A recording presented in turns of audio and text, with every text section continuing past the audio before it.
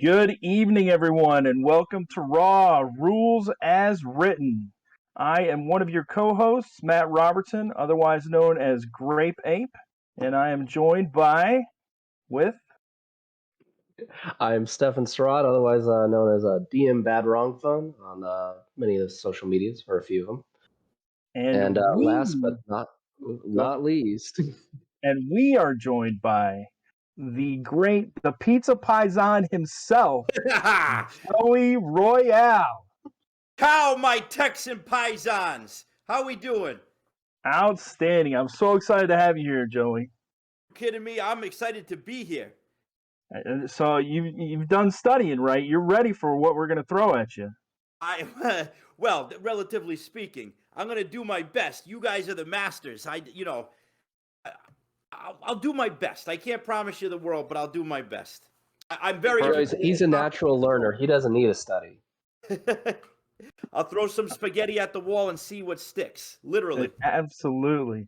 All right. So we always like to check in on last week's questions with our current guests. And the first one we got for you is, how were spells chosen for the cleric class? What's your opinion on that one, Joey?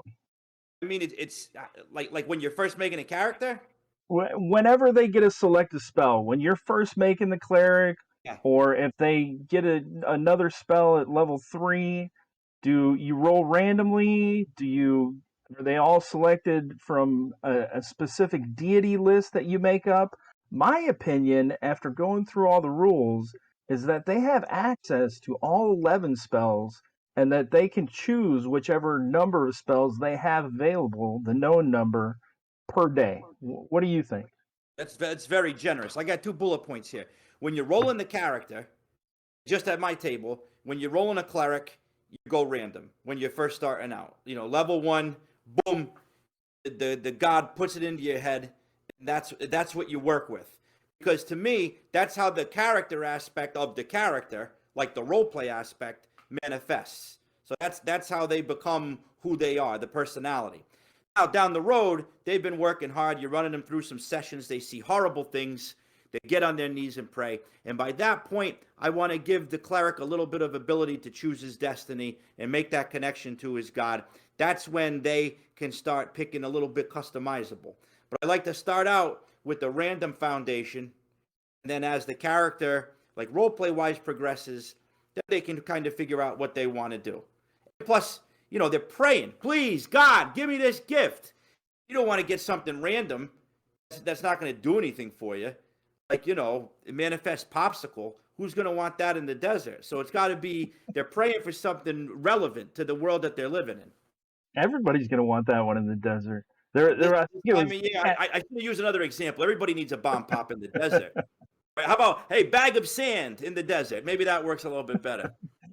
And there was one example by, I think it was Captain Zappin, wasn't it, Stefan, where he said the player picks one, the judge picks one is rolled randomly, and then on the 4th spell to start out with, they can choose whatever they want per day.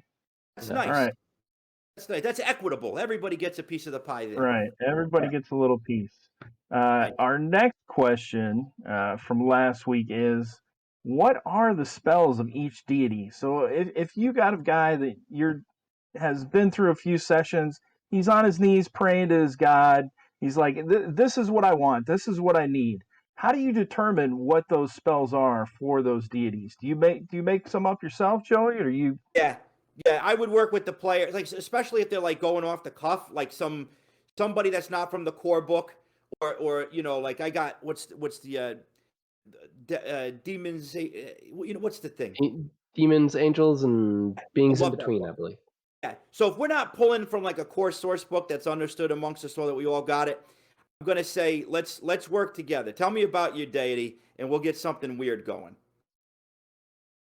Yeah, I mean, I would, and that's a fun project too. Like if I love playing clerics, and if I'm gonna go down that route, I would come up with a supplement of my own to base my spells on and pass it by the judge and say, what do you think? Is this too wacky? Is this too strong? So yeah, I like it on theme. I like it on brand. If you're worshiping a spider god, you want to be able to do some web slinging or some climbing or stuff like that.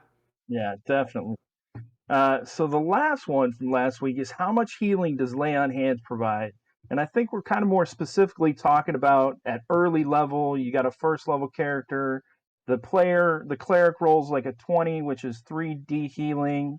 Do they only get the 1D HD hit point that the rules state, or do you go with kind of the Deshane rule and they can roll 3D6 and take the best?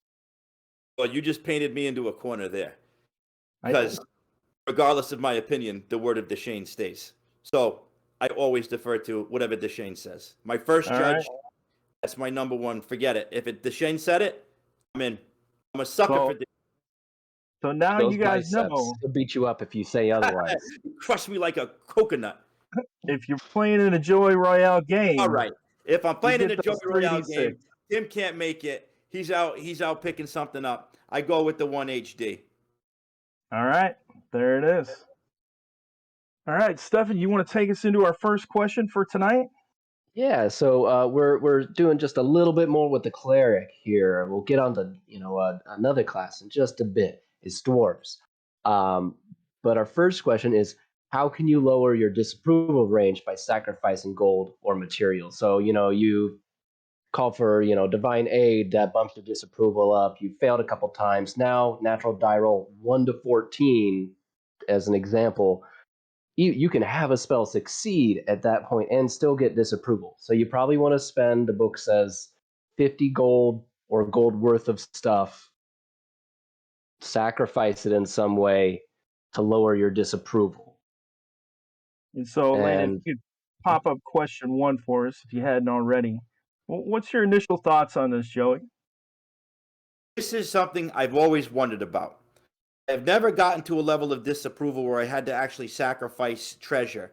But I'm thinking about real life. Like, what are you going to do? Uh, I know this goes into the other question about when do you do it. But let's say you got a couple hours to kill. You're hanging around town.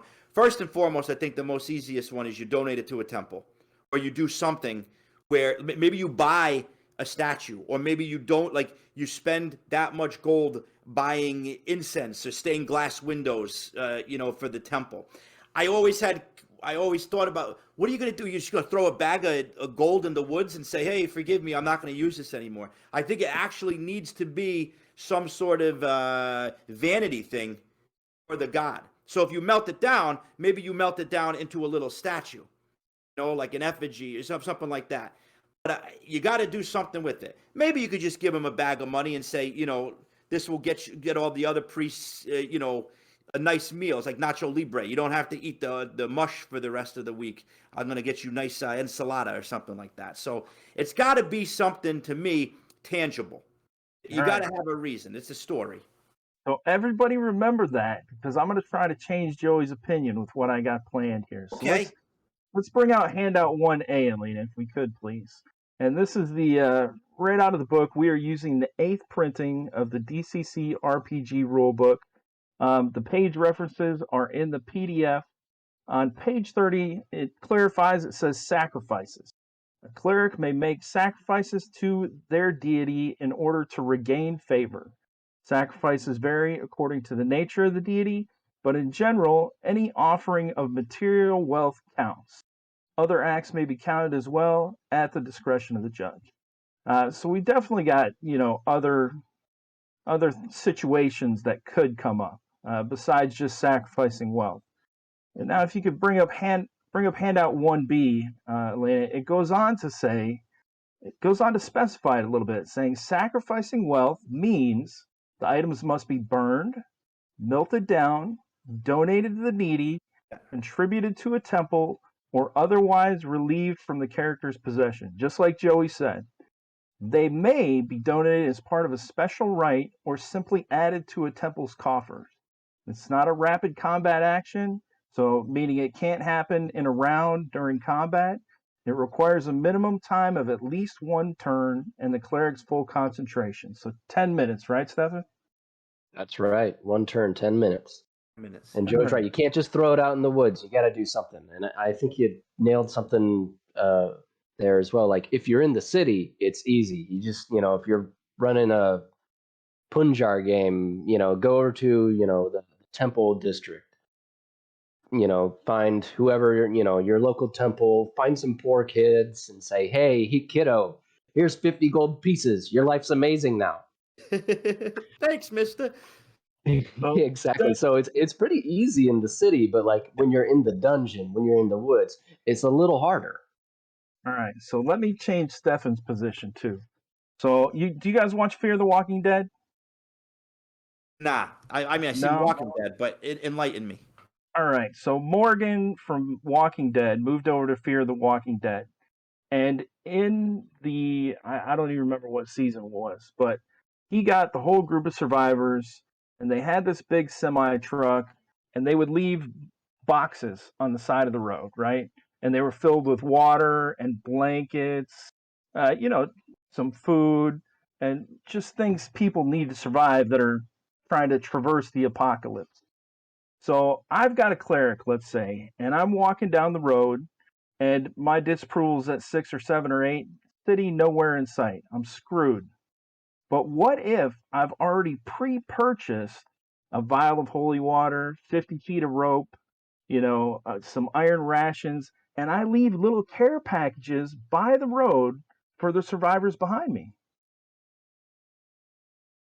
Does that fly? I never thought about the care package thing. I like that. I don't know that the average person needs some holy water, but 50 GP of all general goods. If it's just food and water and stuff like that, that's a lot. Someone in the chat made a good point. Supply and demand, inflation. If you're in a part of the world where exotic bird is rare because it's from the other part of the world, is that bird worth more to a god if you bring it over to continent B? So, to that point, I go back to the idea of it's the thought that counts. So, what is the intention? Not so much what is the material, but what does it mean to the cleric? Now, my clerics are always creeps. I always play them off as kind of like extremists. So they're not always thinking about others as much as they should. They're thinking about their connection to God and how it will benefit them and what they have to do. So maybe that's just my own issues. I gotta process as an ex altar boy. But I think it comes to what's the thought that counts. Are you gonna miss this? Is this that's which is the basis of sacrifice? I could give away $1,000, but I'm never going to give away my original Scare Glow from 1987. That's got like a nostalgic value. That's got connections. That would be a true sacrifice. Money, you can always work and get it back. So to me, it's the thought that counts. So to your point, if you are leaving stuff on the side of the road, even if nobody picks it up, but if you're doing it with sincerity and if you're doing it with intention, boom, there you go. All right. So we got kind of a partial there. I'm going to try to convince you guys even further. Um, so Elena, if you could bring up handout. See, and I think we're on handout 1C. And that kind of defines it. For every 50 gold pieces of sacrificed goods, a cleric cancels 1 point of normal disapproval range. A Right. great deed, quest, or service to a deity may also count as sacrifice at the judge's discretion. So that 50 gold pieces of goods, as we've already established, it just has to leave the cleric's possession. From handout 1B, we know that otherwise relieved from the character's possession, as long as it takes a turn and requires his full concentration and kind of a ritualistic dumping of materials, then that counts, I think, as far as the rules say. Would you Well, guys agree with that? I would agree, but I think Joey's also very right. The intention counts. I think it should be more than, scattering 50 gold pieces on the ground and saying, I don't need this anymore. I would say, maybe it takes a turn to do all this, or at least one turn. Maybe pre-make a symbol of your god, like so that you could cast it when you melt down gold and be like, I've made a new holy symbol, or I've made like a little statuette idol with this little portable casting thing that I've got, and I'm going to leave it here in the woods, in the nook of this tree, or in this altar to another god that's in this temple. I deface it and I'm making it my own. Chef's This is for kiss right there, Dainthar. man. I love that idea. Like in your kit, you have just like a little mold. You spend the night at the campfire. When you're away from civilization, you melt that down. I really like that. That smells good. Now, somebody in the chat, I like what they gives me rain says. Could you sacrifice a body part? That's actually my go-to. None of my clerics have any pinkies left. That's usually like in the middle of battle, the Hail Mary, goodbye pinky. Most of my clerics are pinkyless. I was just about to bring that up because if you sacrifice an arm and a leg, shoot, that might get 4 or 5 disapproval, taken off. And then Elena had another point. If you're in a dungeon or the woods, can you pledge coins? I think absolutely. As long as you have some way that they're relieved from your possession, I'm kind of leaning toward that it counts. As long as you make kind of a ritualistic. But let's see what JG says about it. My wife's just coming home from work. Hi, babe. But if you can bring out Handout 1D, I love finding these little treasures from Joseph Goodman back in the day. And it is a little snippet from the Goodman Games forum where somebody's asking about the sacrifice to reduce the penalty. And Joseph responds, yeah, I suppose that should be clarified. I've always treated it as something out of combat, so we know, similar to the rulebook, it can't be during combat. The modern day equivalent would be going to confession or praying before bedtime, etc. I would say it takes a minimum of 1 turn, which it says in the rulebook, plus any time necessary to actually make the sacrifice. And then he kind of defines a part of it, which is listed in the book, about melting stuff down. He says, example, if the goods being sacrificed are precious metals or objects that require time to heat up and melt. So he gives us a little bit of clarification on how to destroy these materials. So let's say I'm gonna try and change your guys' mind even further now. Let's say we're in a dungeon, right? In the middle of a dungeon. I don't have any boxes to lay out anywhere, but I do have 100 gold pieces worth of stuff. Can I leave that for the next adventurer to find to get rid of 2 points of disapproval? As long as I do it in a ceremony, we're clearing out the dungeon, and provided we survive, somebody else is going to come in behind us, and an easy pickings. Like you got a 0 level group coming in, and they're like, "Hey, just found 100 gold pieces. We're rich. Let's go back to town." Does it have to be destroyed? Well, if you're melting down gold coins, you're not destroying anything. You're just reshaping it. So it doesn't have to be destroyed. I would say, I don't know. I'd make the player describe whatever their ceremony is, and if it's in a dungeon, I'd also be like, man, go put that in the secret room you found earlier. That's the better spot for it. We all know this.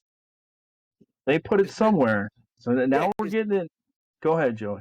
Next thing you know, you're going to have a cleric walking around with a prayer pouch where it's like a fanny pack full of gold coins. Oh, I got disapproval. Boom. Here you go. So it's gotta mean something. It's gotta be something that they don't want to let go of. Instead of just like, I got my arcade tokens. Let's go. I'm burning it all today. So I will say, it also depends what your deity is. If your deity is Pelagia, goddess of the sea, I don't think whatever you're going to do in that dungeon is good. You got to at least throw that in a river. Give it back to the sea. Give it back to the waters. If it's Dainthar, maybe you can bury it because he's the mountain lord. If your god is the hidden lord, maybe hiding it in that secret room you found earlier, like that's thematically appropriate for the hidden lord. So you got to think about that too. I love the thematic part. Thematic. So Yep. if you can do it thematically. So, Stefan, if I can dig a hole down and pour my water skin in it with water and drop those coins in there, if there's a fountain, would you allow it? I don't think that if you found like a water fountain there, maybe like someone in real life going, throw a penny into the fountain, make a wish. But if you're just like digging a little hole, and maybe if it's holy water, it's holy water, and I got a desperate player, I'll be nice and allow it. All right. Or if it's the last of their water skin. What if it's that? What if Yeah. what is it worth to you? I You think gotta melt worth your bomb pop in Yeah. the desert and put all your gold in there. Yeah. worth definitely comes into play for it. So the second part of that, it says a great deed, a quest, or service to a deity may also count as sacrifice.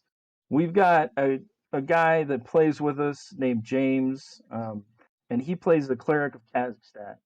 And everything we kill, he chops into 7 pieces while he's singing a song. I believe it's Every 9 single pieces, Matt. time. Is it 9 pieces? Pretty sure. Well, I mean, I'm not a cleric of Kazakhstan, so I don't know. But he sings a song and chops it up. Every single monster. Would that count as leaving a statue or effigy behind for Kazakhstan's glory? Especially if he like chopped it up into 9 pieces and then adorned like a rope around it, so it's got like a body outline. Art. It's religious art. I like that. Or did the coins in a way so that it shows like small little axes, or you kind of make a drawing of someone chopping him the body up with 50 gold coins. And I don't think he ever took a point of disapproval off. But yeah, I think he probably could have negotiated that. Our last handout is handout 1E, and that's on page 123. And it says for every 10% of his net worth sacrificed to a deity, 1 point of penalty is removed. Or in other words, sacrificing 40% of what he owns will return a cleric to a normal spell check penalty. A sacrifice can be destruction, consecration, donation, transformation into a temple or statue, etc. And so the reason I bring this one up is it's not part of the normal disapproval. Um, it's on the disapproval table after the cleric has already incurred the disapproval penalty. And this is It's for a something specific result, like result 20 or 21 on the generic disapproval table, right? right. And so the reason I bring it up is because it kind of clarifies down at the bottom more direction on the sacrifice. So depending upon what your god is, if it's chaotic god, destruction might work as long as you destroy 50 gold pieces worth of stuff or 10%. Consecration, donation. Um, Probably the gray area that I wouldn't allow is donation to another party member. You know somebody's going to try that, Joey. Yeah. Yeah. And if that character dies, it's going back in the pocket. Right. Oh yeah. So let's go back to our original question. How can you lower your disapproval range by sacrificing gold or materials? And I guess to kind of make it a question that more people ask is, can you lower your disapproval range by sacrificing gold or materials anywhere? Stefan, what's your final answer? Yes, but you have to keep it thematic. You can't just chuck 50 gold pieces, throw them into the wind. That's not going to cut it. You got to think about what your deity is and do something thematically appropriate in a ceremonial way. And that kind of just builds that player's character. He's thinking of stuff to make his 9 pieces look like art.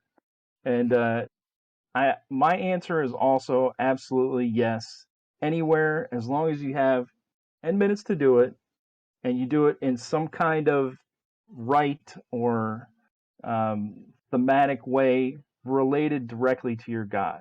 So if you're leaving boxes of goodies on the road, you have a lawful benevolent god, and you're leaving boxes of goodies for the adventuring party behind you, and you're giving up those materials that you might need later on. I'd let it use. Joey, you've got the deciding vote here. I'm What's gonna your absolutely. I'm gonna say yes, and I agree with both of you. I'll add one more bullet point. It adds to the narrative. So the thematic end of it and all that, and then the intention, is it an actual sacrifice, and does it go to a narrative? And as Matt, as you were saying, like, how cool would that be? You leave that stuff on the side of the road, and then you run into that party later on, and they got some new bling, or that's my initials on that leather sack of gold. You son of a gun. Let's talk. But like, yes, Absolutely. If it makes the story cool, go for it. All right. So our next question for tonight. Now we're going to get into the dwarves, and I've kind of grouped all three of these questions together. We'll kind of discuss them all at the same time, and then come back and answer them. Can dwarves use their ability to detect certain types of construction anywhere? They have the underground ability to detect construction, and they use that anywhere. Number two, can a dwarf smell other metals or types of coins besides gold? That comes up often. And number three, are dwarves able to use that unique sense of smell above ground? What's your thoughts right off the bat, Joey? Say the first one more time. They can detect construction. So let's go to handout 2A, and let me read it off for you here. Okay. Page 52 in the DCC RPG rulebook says long life beneath the ground trains the dwarf to detect certain kinds of construction. When underground, dwarves receive a bonus to detecting traps, slanting passages, shifting walls, and other new construction equal to their class level. So the question is can they use that ability to detect those types of construction anywhere? Yes, because construction is construction in my book. So like if you're building so for example right now, and I know this it's Joey Royale, but this is actually real life too. Right now, my father is building a pizza oven in his backyard. All right? This is what he's done his whole life. He had a gravestone business. He could do that. He could work with stone in the cemetery, or he could work with stone in his backyard. So like a dwarf, their whole growing up, I mean, that's all they saw. Grandfather was building this tunnel, or that we were constructing kind of this trap thing. A house is a house is a house. A cave is a cave is a cave. I think they know architecture. They know carpentry. They know stonework. They're going to recognize it wherever they are. They rub their stubby little hands over it. They're going to know what kind of joint this is, or what kind of, what is this, what kind of stone or wood they're working with. So my 2 cents is they are masters of stone masonry. Let's just say that.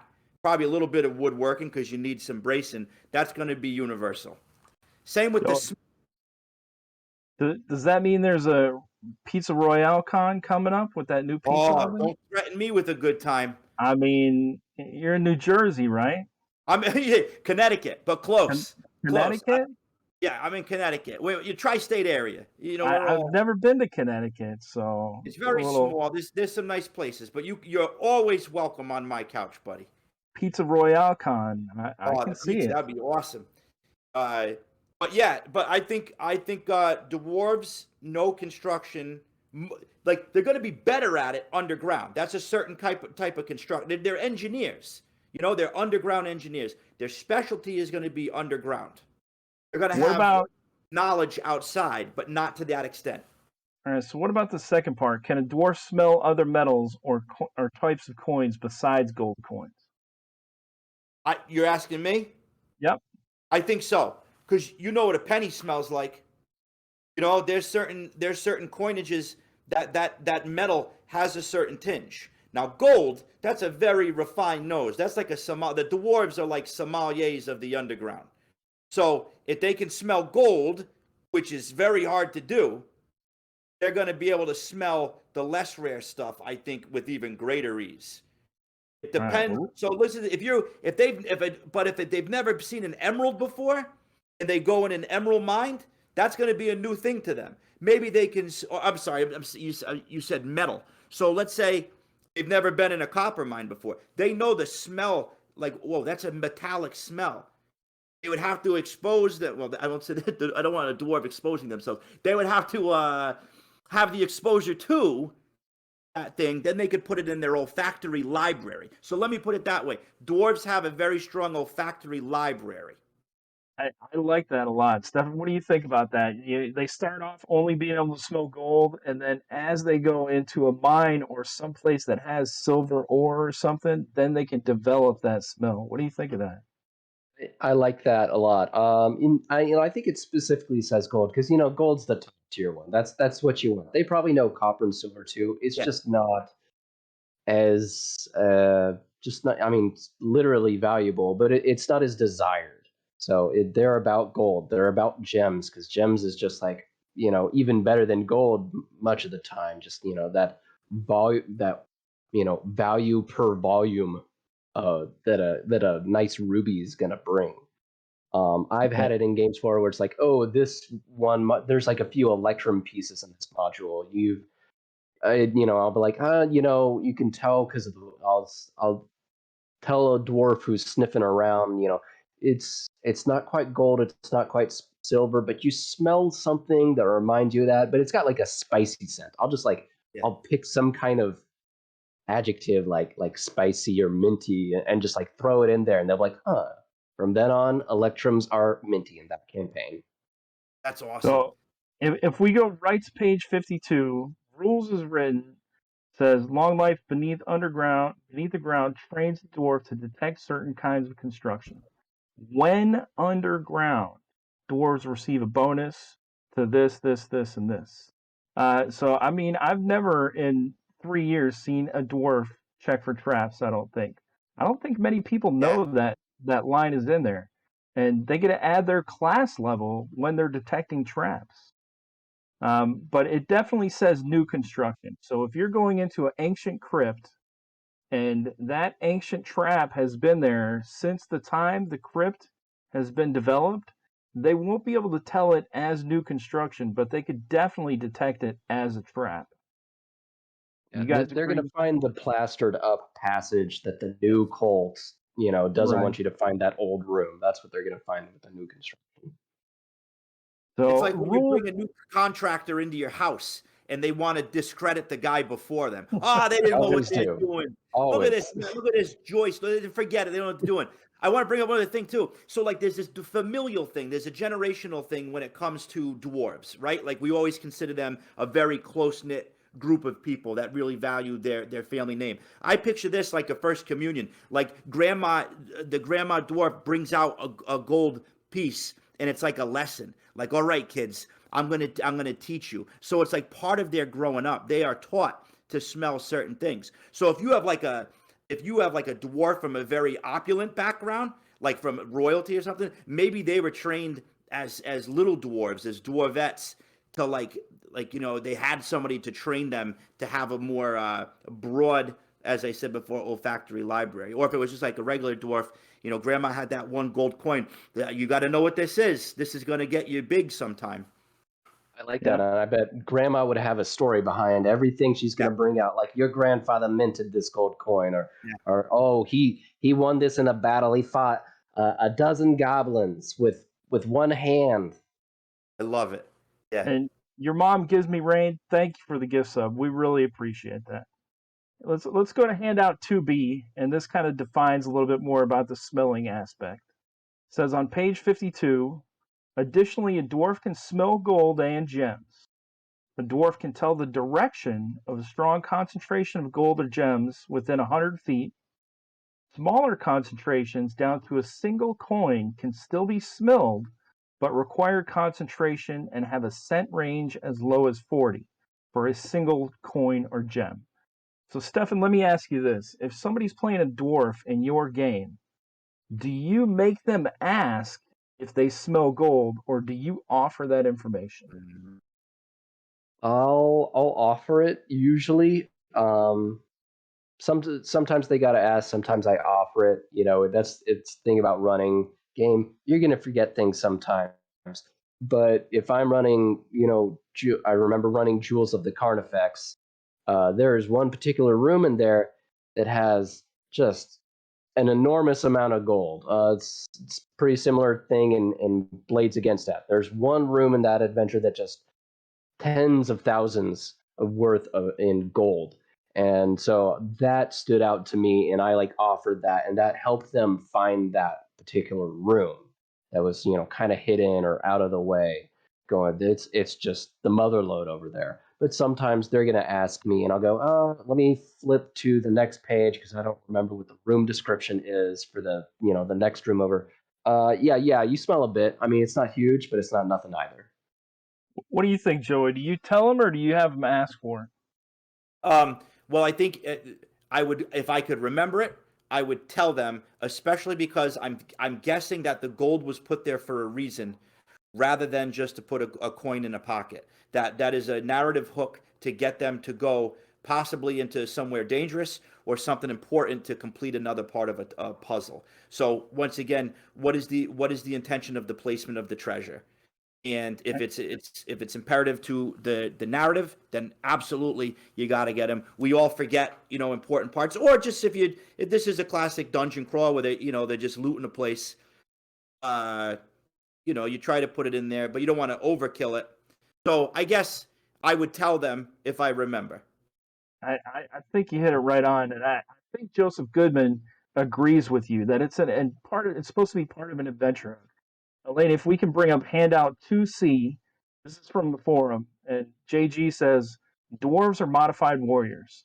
They are adaptive fighting sword and board, receive an extra shield bash attack whenever fighting with a shield, D14 attack, D3 damage. Won't do much against a dragon, but it's effective against hordes of lower level attackers. Plus, they have ability that's lots of fun for role playing and Yes. dungeon design. They can smell gold and gems. And he quotes this like the judge telling the player, Dwarf player, you smell the strong scent of gold coming from the northern passage. So I think Joseph Goodman completely agrees with your opinion. You got to give a dwarf a superpower. Otherwise, just play a warrior. When, and we'll get into their other superpower, the shield bash, here in a second. But so, in my opinion, if it's a large amount of gold, maybe over 100, I would tell them, if I can remember, like Stefan says, that you smell gold coming from a north direction. Depending upon where they're at, as soon as they reach within 100 feet, you're not going to tell them exactly where it is, but it's going to be 100 feet to the north, within 100 feet. If they ask me, then I would let them know if there's smaller concentrations under 100 gold pieces within 40 feet. You agree with that, Stefan? Yeah, I agree with that, and I think another good thing, at 100 feet away, give them a vague direction. Just think of trying to find something by smell in real life. At 100 feet away, even if that's a really good smelling pizza, you're not going to know exactly where the pizza is. You Yeah. get a little closer, and you're going to be better at finding it out. So, to kind of get a sense of what the dwarves' sense of smell is and how specialized it is, kind of like Joey says, a library. Let's go to handout 2D. And throughout the DCC RPG rulebook, there are many mentions of extraordinary senses of smell. Page 52, the dwarves can smell gold and gems. Page 118, not 188, that's a typo. On the major corruption table, one of the major corruptions is that they can smell with a snake tongue. So Mm. just like a snake sticks their tongue out and smells the air around them, that's one of the major corruptions. On page 211 in the monsters, the Eldritch Hound has an extraordinary sense of smell. It's in the monster description. 318, the familiar table, the tiny viper has an extraordinary sense of smell. Page 380 on the humanoid creation table, the humanoid, one of the things is an acute sense of smell. So it's a reoccurring theme throughout the DCC RPG rulebook. What do you think, Joey? I think that's awesome. I mean, that's the thing. Like, smells are a big part of my games. The smell of a corpse. Something's coming down the hallway. I like that very much. That is a special superpower, and this conversation is making me want to play a dwarf more than I've wanted to play a dwarf in the past. No joke. They're more than just an ale swigging, stout bearded person. And, and That's so pretty cool yeah, in itself. But now we're giving it another layer. yeah, these things about the smell, they do add just a depth to the dwarven character Yeah. that a lot of people sometimes don't take advantage of. If we bring out handout 2E, these are some examples of how you can use the sense of smell in your game. So this is from the DCC Annual, page 106. Under the patron spell of Surbach, there's a spell called Child of the Serpent. The caster's tongue is temporarily forked, pupils become elliptical, and the caster speaks with a hiss. In addition, the new sensitive forked tongue enables the caster to smell golden gems, similar to a dwarf. And that effect lasts for 1d6 rounds. Now, if we go to handout 2F, also in the DCC Annual, page 163, is an ability called Blood Sniffer. The giant's sense of smell is infallible and can automatically detect the scent of flesh and blood up to 100 feet away. This doesn't necessarily permit the giant to pinpoint the scent's exact location, however. So I view this one as like exactly like the dwarf's ability, but just switching it up as an ability for a giant. It's got the same distance, it just gets a general direction of where it is, but it smells it infallibly and can detect it's over there. So you could, in your game, just give that opens completely wide array of monsters. If you give them different sniffing abilities that they can smell certain things all throughout the thing. Maybe one monster smells holy water.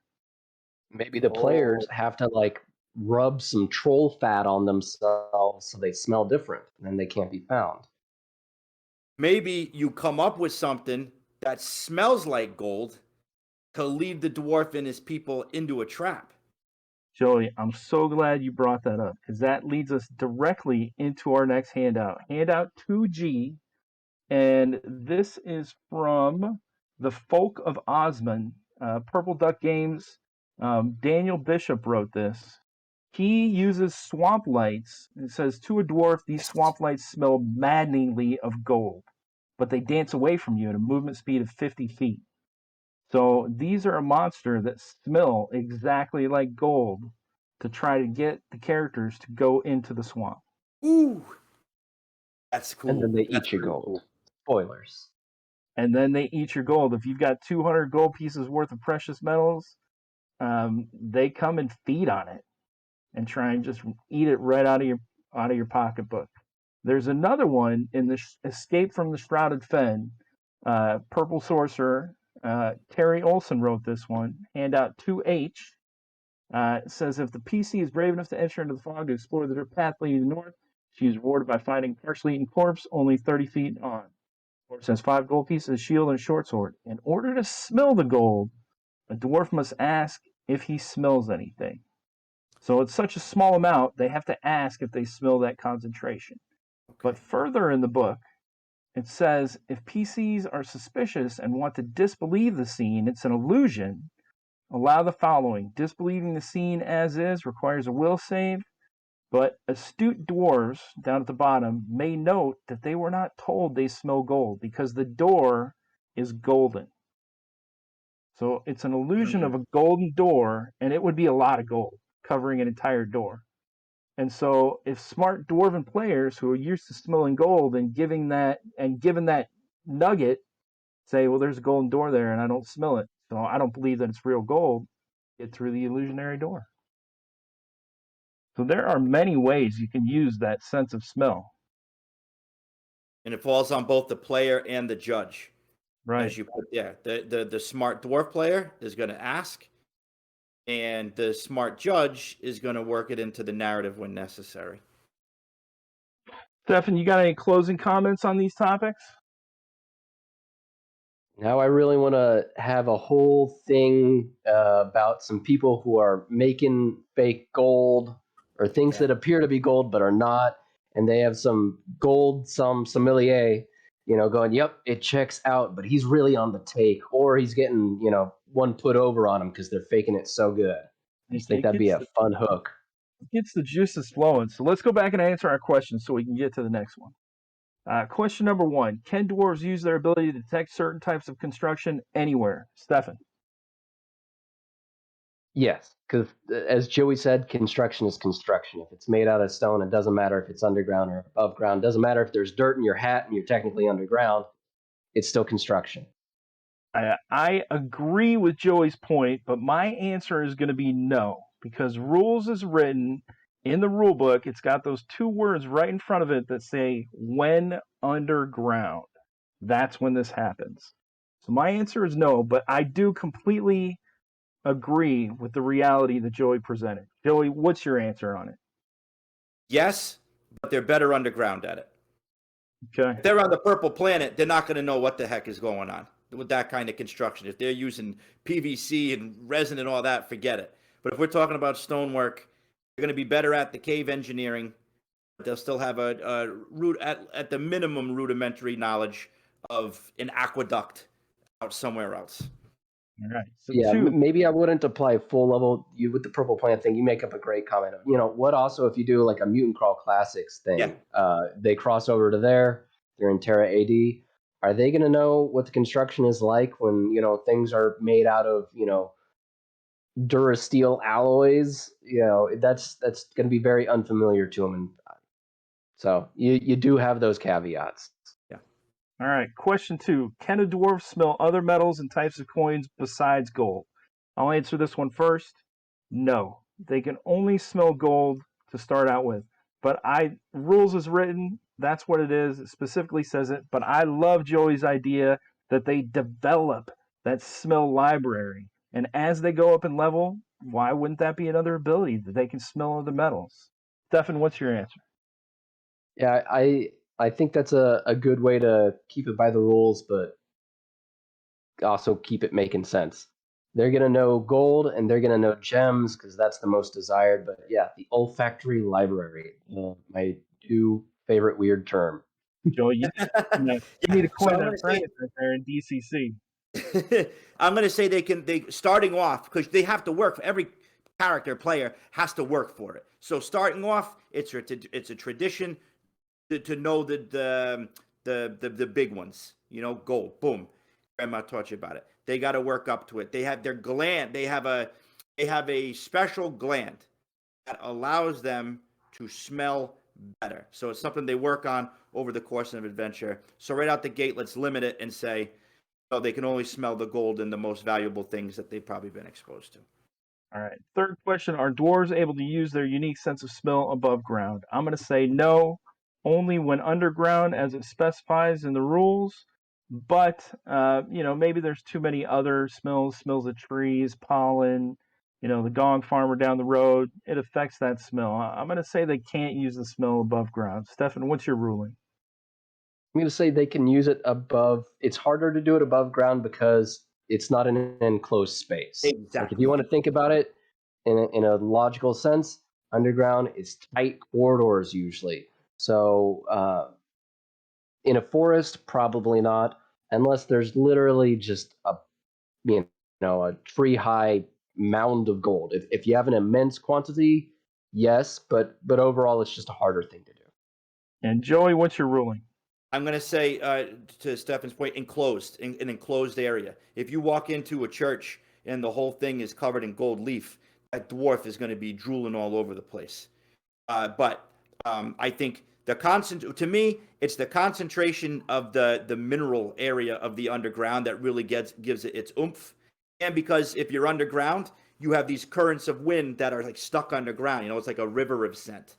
So I think, above ground in some cases, if it's a enclosed area that is, really like encased in gold, you'll get a whiff if it's down the hall. But underground is where they really shine. So maybe, utilize that dice chain. Maybe if they're above ground and there's a big pile of gold, D16 plus their level instead of a D20. That's what the dice chain was invented for. Yeah. Nice point right there, Matt. I gotta give kudos to Paul in Dungeon Crawlers. He's always using the dice chain, so that's where I've finally absorbed it from. Our last question: do dwarves? Question number 3, if you could, Elena. Do dwarves get a second D dice with their shield bash attack? Joey, what are your thoughts on this one? Okay, so for clarity, like you're going to roll again, you're saying, right? Right. Just not necessarily roll again, but do they get a second Mighty Deed of Arms with that shield attack? Would they use the same dice that they rolled previously, or would they roll again, or would they just plain not get a deed for the shield attack? They get in my book, they get the deed for the shield attack on the lower dice chain. That's why somebody might want to play a dwarf rather than a warrior. To me, it helps separate the two classes. What do you think, Stefan? I say keep, don't touch that deed die. It's going to stay the same. No second deed. You get a second deed when you get a second action die. At what, 5th or 6th level? I can't recall right now. I'm about to blow everybody's mind right here. Page 52 in the handout 3A, page 52 in the DCC RPG. Let's define these terms. Sword and board. Dwarves excel at fighting with a shield in one hand and a weapon in the other. When fighting with a shield, a dwarf always gains the shield bash as a second attack. That shield bash uses a d14 instead of a d20. The dwarf adds his d die to this number, as with all attacks, and can attempt mighty deeds of arms involving the shield as well as his weapon. The shield bash does 1d3 damage. There it is in black and white. You can do a mighty deeds of arm with the shield and with your regular attack. But can you do them both in the same round? Like, yeah, you can do it with both, but you have to choose. I've always thought you have to choose one. It does. It could be interpreted that way. It definitely can be interpreted that way. Just because it says you can attempt a deed of arms with the shield and your weapon, it doesn't say you can attempt them at the same time. Joey, what do you think? I think Stefan just changed my mind. I think you choose, especially at the early levels, you choose which one is going to be the mighty deed. Because I'm thinking cinematically, like, yeah. Man, this is a tough one. I love this show. It is a tough one. Let's dive deeper into it. Elena, if you can bring out handout 3B and leave this one up for a little bit because there's a lot to take in. But page 52, if we look specifically at the dwarf, it's got a list for an attack modifier. Yeah. And then it's got a separate box for mighty deeds of arms, right? 2 separate distinct paragraphs, separated. Everyone in the DCC community, I think, believes the D dice affects the attack modifier and damage roll and the mighty deeds of arms. I'm about to blow you guys' mind. What if the mighty deeds of arms is a separate dice? What if a first level dwarf rolls a d20 for attack, a d3 for the attack modifier, and another d3 for the mighty deeds of arms? What if you separate them? That solves all the problems. I don't see it, and I honestly don't see the value of separating them. Like, that seems like a thing that would kind of make a bit more math and slow down gameplay a bit. We're going to go over to the Warriors description because it defines it on page 42. Let's talk about the attack modifier first.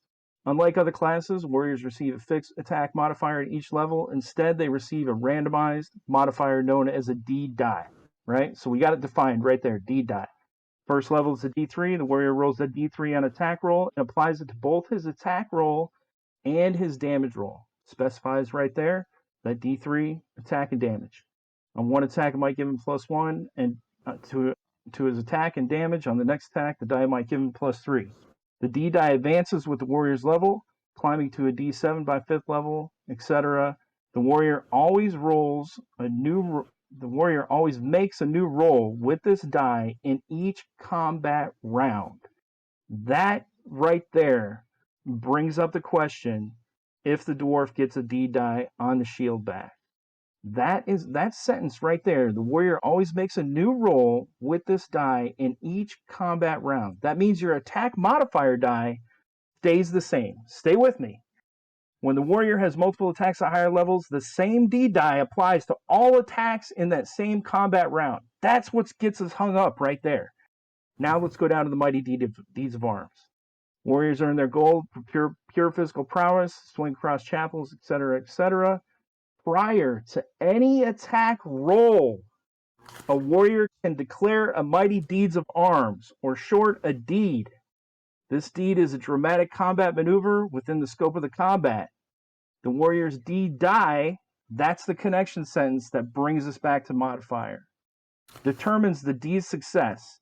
This is the same die used for the warrior's attack and damage. That sentence right there, it's the same die, not the same die roll. That's why I think 2 separate dice. And that would explain when it says the dwarf can do a mighty deeds of arms on their shield bash. Are you following me, Stefan?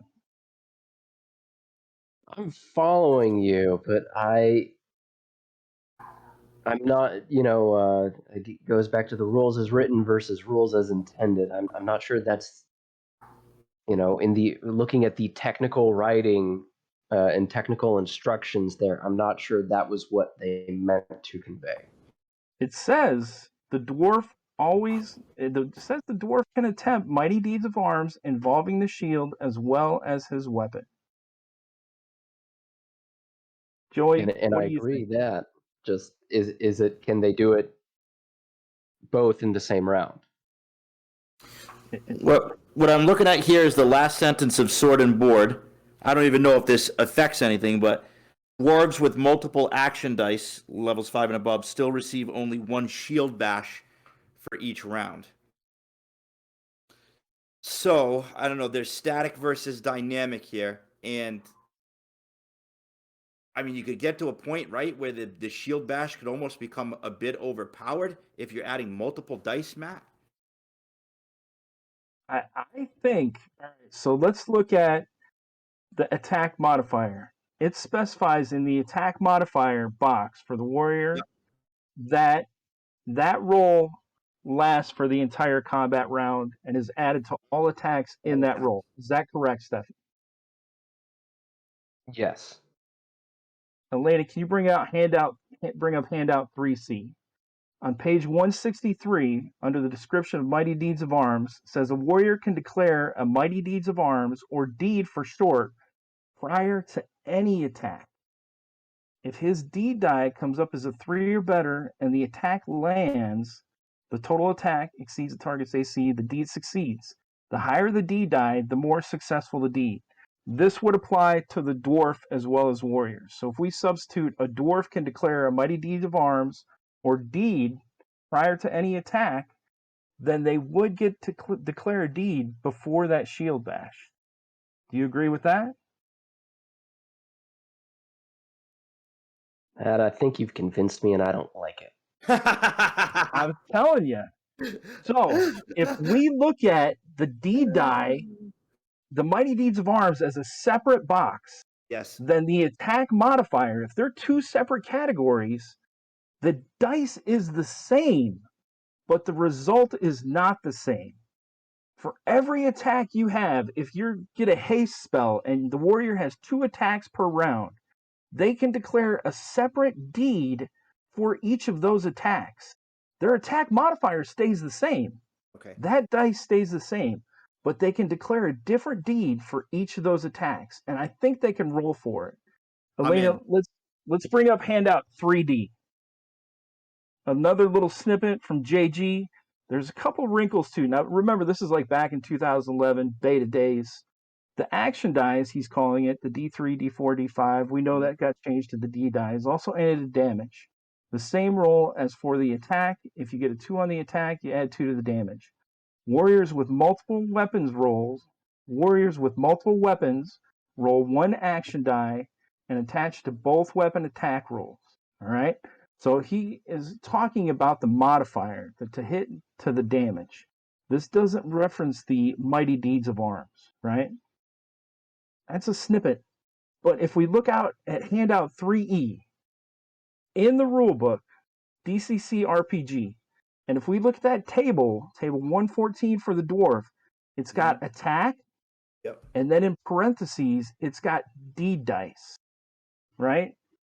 We know that the D dice is the modifier, but the dice is the same as the Mighty Deeds of Arms roll. And if they can do a Mighty Deeds of Arms, as we already specified in the rules, then you got to roll that dice again. I think they're 2 separate dice rolls.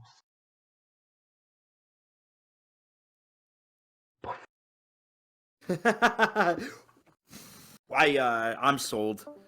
I think it's fun. Oh no, we lost.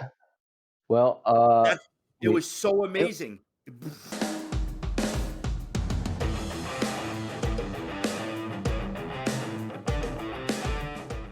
I'm sorry, everybody. I'm getting so excited. I closed out the wrong screen. Joey, we're getting close to time. After my evidence that's presented, and we'll get to you last because you're the guest. Do dwarves get a second D dice with their shield bash attack? My answer is yes, they get a second D dice, and it's a separate dice than the attack modifier dice, a separate roll. Stefan, what's your answer?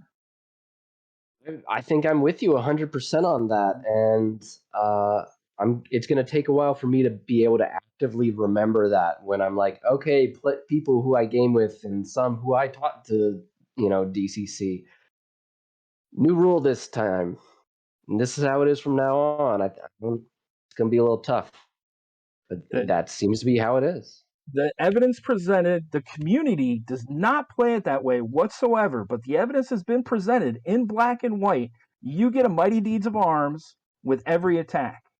And the attack modifier dice and the Mighty Deeds of Arm dice are the same, but they should be different results. Joey, what is your verdict? I'm in, dude. I'm in, and I think it's going to make for a fun play experience. Give the dwarf its due. All right, everybody. That is our show. We are a couple minutes over. Joey, tell us what you got coming up. What's going on with you? Oh man, so I'm going to be dusting off some old stuff. I'm going to be working with my boy Brian from Neon Lords of the Toxic Wasteland. We're going to be making peanut butter and jelly sandwiches out of Ninja City and Neon Lords. We're working on a bunch of stuff this summer, all sorts of different projects. I want to dust off one of us and get that going again. I'm back, baby. I haven't been writing in a while, and I'm back. I'm hungry for that DCC. I love it. Stefan, what do you got coming up?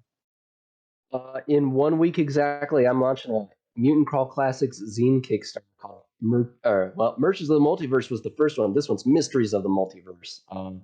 Gonna have brand new level 1 adventure, mutagenic mustaches, because MCC needs fancy mustaches too, and a whole lot of adventure hooks. I got stuff from Ed Stanek and Jonathan Snodgrass, so there's adventure hooks for like Terry the Stratus Fiend and Starcrawl and Pax Lux Q and a few other things. I think, and some first party DCC and MCC settings as well, and like ruins generators and settlement generators. So I've like everything that I wanted but didn't have done for merchants.